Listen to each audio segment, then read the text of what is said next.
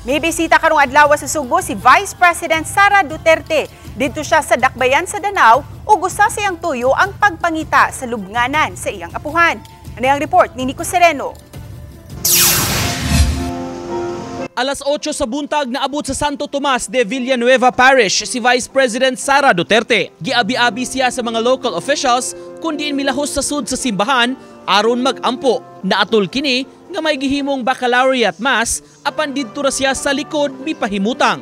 Samtang sa gawa sa simbahan, nakikistorya ang bise sa pari sa plano nila nga magpamisa sa mitaliwang mga kabanay. Sawa pa sa simbahan, miadto una sa sementeryo sa Danao si Duterte para duawon ang lubong sa mga paryente. Dugay na silang nangita kung asa gyud sa Danao ang lubnganan sa iyang apuhan sa tuhod. Si Facundo Duterte, siya yung lolo ni dating President Duterte.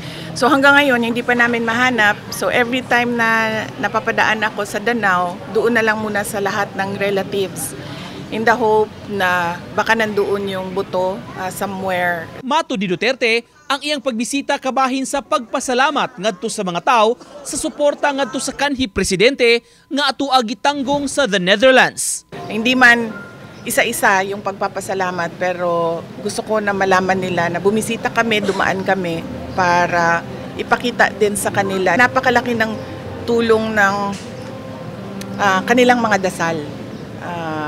Sigurado ako nagpapalakas ng loob yun kay Pangulong Duterte. Laing gibisita sa bise ang temporary Danao City Public Market.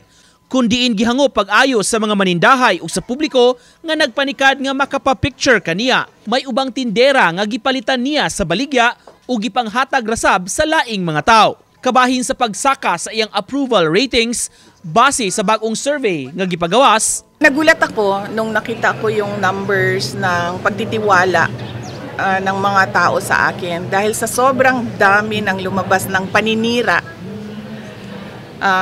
sa kung saan. Uban ni Godfrey Relien, Nico Sereno, Balitang Bisdak.